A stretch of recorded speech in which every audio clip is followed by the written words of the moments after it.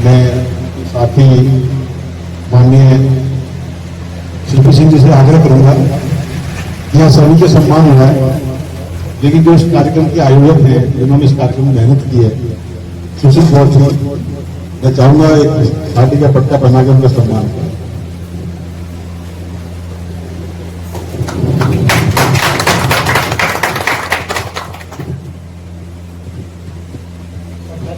जिनमें सभी बहुजन नायक बहुजन नायिकाओं के चरणों में नमन करते हुए, परम पूज्य बाबा साहब के चरणों में नमन करते हुए आज इस एक वार्ड के कार्यकर्ता सम्मेलन में उपस्थित इस क्षेत्र के सभी सम्मानित गुरु, सभी आगंतुक, आजाद समाज पार्टी के प्रधान महासचिव माननीय शिल्पी सिंह जी, आजाद समाज पार्टी के लीगल दिल्ली प्रदेश प्रभारी माननीय सुमन जी, दिल्ली प्रदेश कार्यालय सचिव शशिकांत जी, और इस चक्रपुर विधानसभा के विधानसभा अध्यक्ष भाई दीपक गौर, युवा साथी हमारे, और तो अच्छी बात है कि इस बाबा साहब के कार्यों को आगे लेके चलने के लिए जो हमारी बहन ईशा, जो इस वार्ड की समस्याओं के साथ इस वार्ड का एक उद्धार करने के लिए उन्होंने अपने आप के मूवमेंट के लिए आगे आई हैं।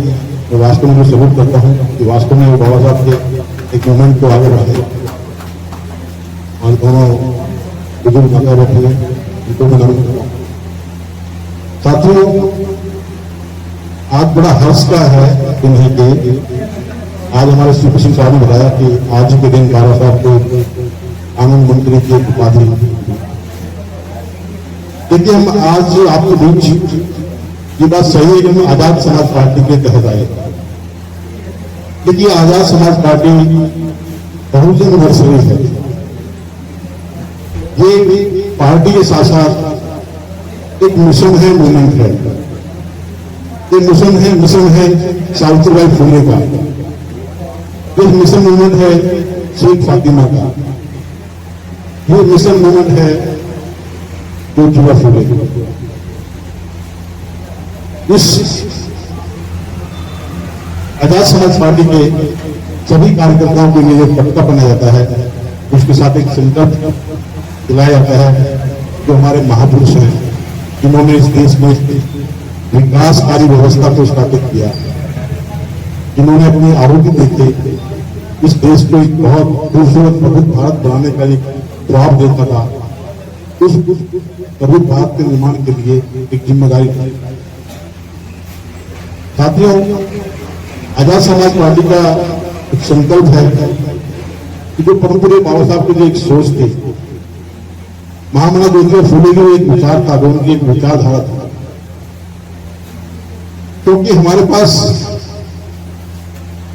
अगर हम देखें, हमारे पास कोई धन दौलत नहीं, लेकिन उससे भी कीमती चीज हमारे पास है, वो है हमारे महापुरुषों की विचारधारा।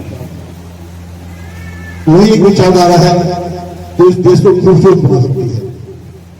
वही एक विचारधारा है जो इस देश में एक जिनको कोई सम्मान नहीं था, जिनको एक बहुत ही गणित ग्रंथ में कहा गया कि पैर की चोटी है, उनको देश का ताज बनाया जाता है, राष्ट्रपति पद बनाया जाता है। ये वास्तव में महापुरुषों की उपलब्धि है। साथियों, हम बाबा साहब को बाबा बोलते हैं, मैं भी बाबा बोलता हूँ, मेरे बच्चे भी बाबा बोलते हैं, मेरे फादर भी बाबा बोलते हैं, मेरे बाबा भी बाबा बोलते हैं। हम क्यों बाबा बोलते हैं? क्योंकि बाबा साहब अम्बेडकर एक ऐसी विचार व्यक्तित्व है, एक ऐसी विचारधारा है, जिन्होंने इस देश में एक ऐसी व्यवस्था स्थापित की है, एक व्यवस्था परिवर्तन किया है, और उस व्यवस्था परिवर्तन में जो एक विनाशकारी व्यवस्था थी, उसको विकासकारी व्यवस्था में बदला, जिन्होंने इंसान को इंसानियत दिया। बाबा साहब अम्बेडकर एक ऐसे युद्ध पुरुष है। तो कहावत है ना कि कोई बच्चा अगर रोता नहीं तो मां दूध नहीं पिलाती।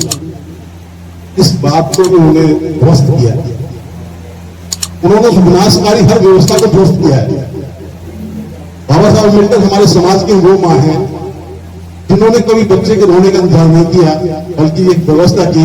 इस बच्चे का जन्म हुआ तो उसको इसमें क्या व्यवस्था, क्या खुराक देनी है, कि 1 साल का होगा तो क्या खुराक देनी है, 5 साल का होगा तो क्या खुराक देनी है, और युवा अवस्था में आएगा तो क्या खुराक देनी है।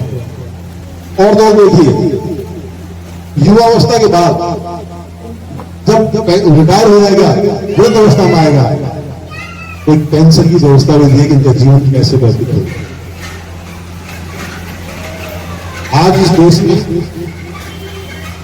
इस व्यवस्था का जो एक बीजारोपण हुआ है, एक विकासकारी व्यवस्था, उसका श्रेय लग जाता है पूज्य बाबा साहब को। कि हम जैसे हमारे जैसे नेताओं की वास्तव में कुछ कमजोरियां थी, दोनों व्यवस्था को प्रैक्टिकल रूप में स्थापित नहीं किया। बाबा साहब की व्यवस्था को अगर इस देश में समझने की कोशिश की है तो 2 व्यक्ति हैं।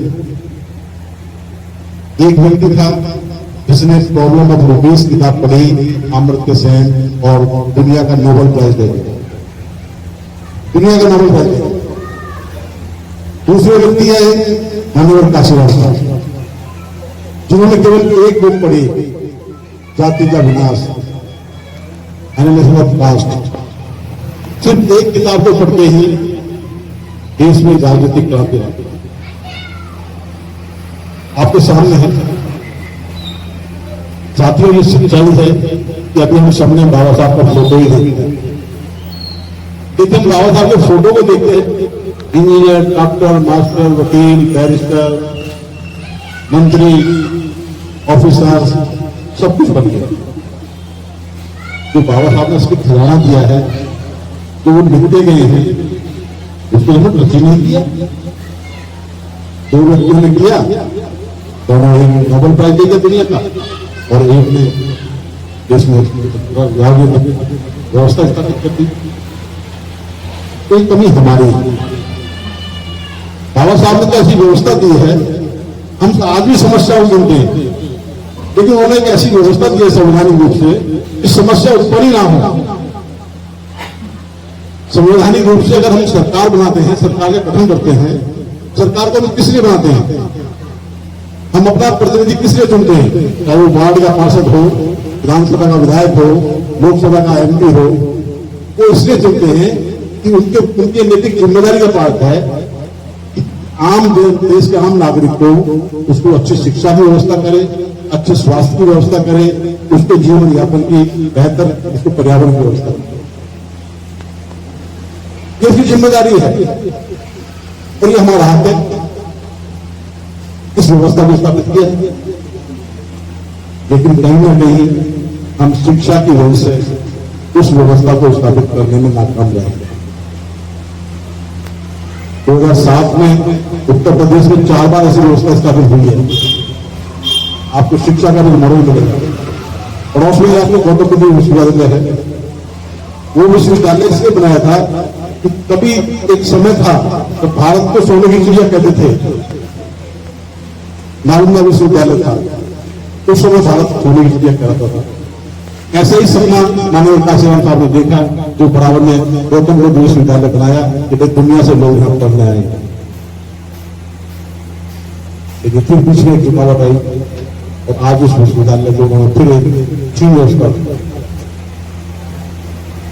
तो ये हमारी कमजोरी है। इस कमजोरी को दूर करने के लिए हमारे राष्ट्रीय नेता माननीय सांसद चंद्रशेखर आजाद जी ने संकल्प लिया है कि एक देश एक शिक्षा। जब ये 1 नेशन 1 इलेक्शन की बात करते हैं तो एक देश एक शिक्षा भी होनी चाहिए, एक देश एक स्वास्थ्य सेवा होनी चाहिए। देश के नागरिक को मतलब एक उद्योगपति को वोट का एक है और गरीब को भी एक है, तो उसके साथ आर्थिक समानता भी नहीं होनी चाहिए। आप देखिए 1 एकड़ में 1000 लोग रह रहे हैं और 1 एकड़ में 1 आदमी रह रहा है। ये भी एक डिस्क्रिमिनेशन है। इसलिए साथियों एक जिम्मेदारी हमें निभानी पड़ेगी, हमको जिम्मेदारी लेनी पड़ेगी और इस बात पर कोई संकोच नहीं करना चाहिए। मैं खुलेआम कहता हूं, मुझे गर्व इस बात के लिए कि मैं उस महापुरुष की संतान हूं जिसने इस दुनिया में अपना नाम किया, जिसने दुनिया में इंसानियत को स्थापित किया। हमें गर्व से जरूर बोलना चाहिए, गर्व से कहना चाहिए कि मैं बाबा साहब की संतान हूं, फूले की संतान हूं। इस बात को हमें बिल्कुल गर्व से कहना चाहिए, अपने बच्चों को सिखाना चाहिए। जिस दिन हमारे बच्चों ने गर्व से बात कह दिया कि मैं बाबा साहब की संतान हूं, निश्चित आदमी समझ जाएगा कि ये वास्तव में कानून को जानता होगा। इसके सामने कोई ऐसी बात ना करो जो कानून के खिलाफ होगा। आप देखिए हमारे सांसद जी इस बात के लिए हमेशा कहीं पीछे नहीं पड़ते, हमेशा आगे रहते, चाहे संसद में हो, कहीं भी मौका मिले, लेकिन अपनी बात को बहुत बेकार तरीके से मजबूत से, और उनका ये वास्तव में संकल्प है कि इन सब समस्याओं का एक निराकरण है, वो है शिक्षा। शिक्षा को आज जिस तरह से क्लोजर और मर्जर की स्कीम के तहत, न्यू एजुकेशन पॉलिसी के तहत स्कूलें बंद किए जा रहे हैं, उनको फिर दोबारा स्थापित करना। अभी सदन में आपने देखा हुआ, उन्होंने कहा भी तुम्हारे बच्चे चलाने नहीं है तो आप हमें दूसरे लोग हम चला देंगे, लेकिन देंगे नहीं, लेकिन हमें लेने हैं। तो लेने का रास्ता क्या है? तो बाबा साहब ने हमें दे गए हैं।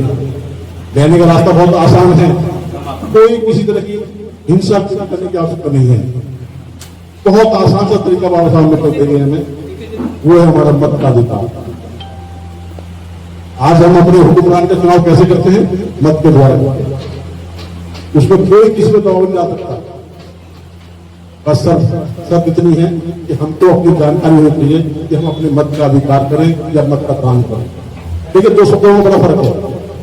वो कहते हैं मतदान, बाबा साहब कहते नहीं ये मताधिकार है, आपका मत का अधिकार है।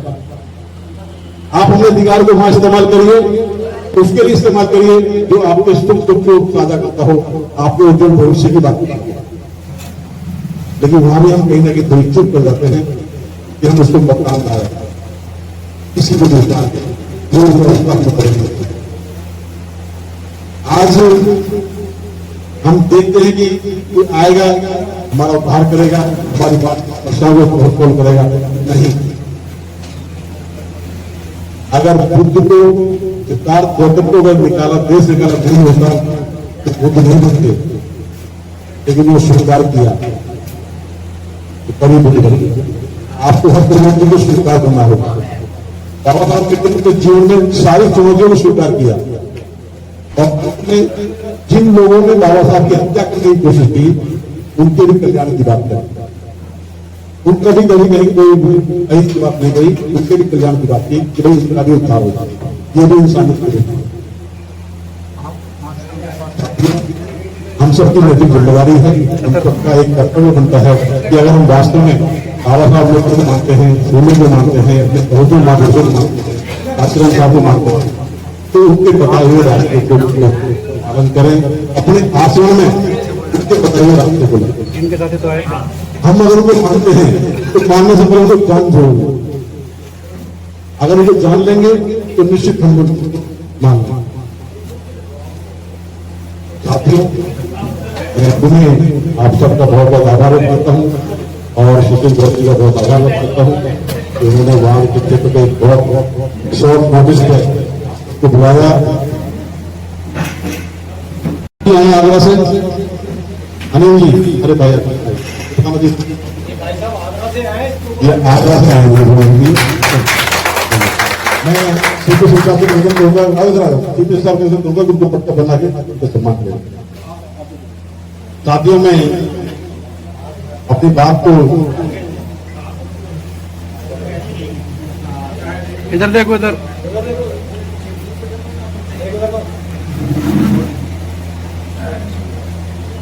हम वैसे तो सब तो नहीं है, लेकिन हाँ थोड़ी सी कहानी सुनाकर अपनी बात को ध्यान दूंगा।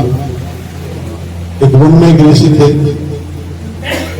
उनकी सेवा करने के लिए आपको से हमारा व्यक्ति था, बहुत सेवा करता था। कहानी एक सोच के ऊपर है, तो जब अच्छी तरह सेवा करता था तो उसकी सेवा से वो ऋषि बड़े प्रभावित हुए। तो उन्होंने इनके मन में आया कि भाई ये आदमी आंखों से अंधा है और मेरे पास एक ऐसी व्यवस्था है कि मैं दे सकता हूं, तो मैं इसमें दूर रोशनी दूँ। उसने एक दिन मुझे कहा कि भाई आप बहुत अच्छी सेवा करते हो, मैं आपको कुछ देना चाहता हूं, लेकिन शर्त यह कि दूंगा एक ही चीज, दो नहीं दूंगा। अंधे व्यक्ति ने कहा कि ठीक है गुरुजी, अगर आपकी ऐसी इच्छा है तो ठीक है, मुझे थोड़ा समय दो, मैं आपसे मांग लूंगा। तो ठीक है। कुछ समय बीता, उस व्यक्ति को चेतना हुई, उन्होंने कहा आज मैं गुरुजी से जो गुरुजी ने मुझसे वादा किया हुआ मैं उसे मांगूंगा। अब गुरुजी को नहीं था कि ये अंधा व्यक्ति है, आंखों की रोशनी मांगेगा, मैं इसको रोशनी दे दूंगा। तो उसने कहा गुरुजी आपने मुझसे वादा किया था कि भाई आपको कुछ चाहिए तो पता मैं एक चीज दूंगा आपको। उसने कहा गुरुजी मैं आज आपसे लेना चाहता हूँ। उसने कहा ठीक है भाई, लेकिन भाई यही बात जरूर है, दूंगा मैं एक ही चीज। बोला हाँ गुरुजी मुझे मालूम है आप एक ही चीज दो। ठीक है भाई, बोले आपको क्या चाहिए? क्या गुरुजी मैं अपने पड़पोते को सोने के कटोरे में दूध पीता हुआ देखना चाहता हूं। उसने कहा कि मैं अपने पड़पोते को सोने के कटोरे में दूध पीता हुआ देखना चाहता हूं। अब देखिए उसकी सोच थी और तो भी नहीं था। उसने आंखों की रोशनी मांग ली, लंबी उम्र मांग ली और सोने के कटोरे ठंडी मांग ली। ये सोच होनी चाहिए, हमारी बड़ी सोच होनी चाहिए। अक्सर हम शॉर्टकट के चक्कर में आते हैं, कहीं न कहीं अपने बड़े विजन को छोड़ देते हैं। तो वास्तव में हमारे जो महापुरुष हैं उनका विजन बहुत बड़ा है, वो बड़े सोच की बात है, वो देने वाला समाज बनाता। हमारे सीपीसी हृदय बोलते हैं कि उनका तो एक इरादा था कि हमारा समाज देने वाला है, कहने वाला समाज, मांगने वाला समाज। तो वो समाज तभी हम बना पाएंगे कि हम अपने महापुरुषों की विचारधारा पर चलें, उसका पालन करें। साथियों इनका अक्सर अभी हमारे कुछ कार्यकर्ता इस बात के बड़ा गर्वित होते हैं कि जब हम समाज की बात करते हैं तो जाति पर जाती है। ऐसा नहीं है। हमारे महापुरुषों का जो एक कॉन्सेप्ट है, समाज का मतलब इंसानियत का समाज है। जो शोषित है हम उसके साथ करेंगे, वो हमारा समाज है। जाति का जो एक व्यवस्था है वो एक विनाशकारी व्यवस्था बनाई हुई है, उसको हमें ध्वस्त करना। इसलिए हम जाति के पर किसी तरह की चर्चा ना करें, जाति को वो हमारा खतरा है। समाज का हमारा मतलब हमारा इंसानियत से है और इंसान को है। आपका बहुत बहुत शुक्रिया, इसलिए आपका बहुत बहुत आभार। आपका वास्तव में बहुत बधाई के पात्र है, मैं सबको सलूट करता हूँ। बहुत बहुत धन्यवाद। सभी को जय हिंद, जय भारत।